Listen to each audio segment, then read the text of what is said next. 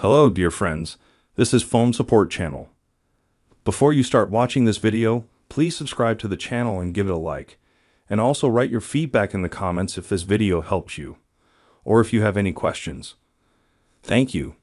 In this video, I want to show and tell you how to change username in Facebook.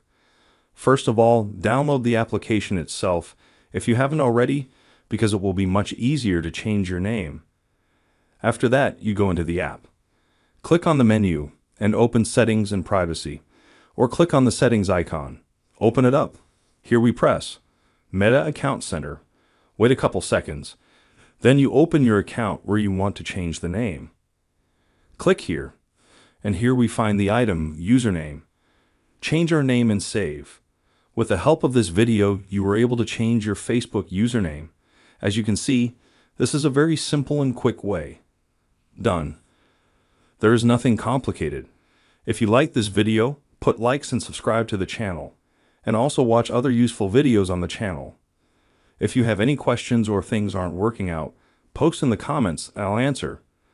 That was Phone Support. Bye bye. See you later.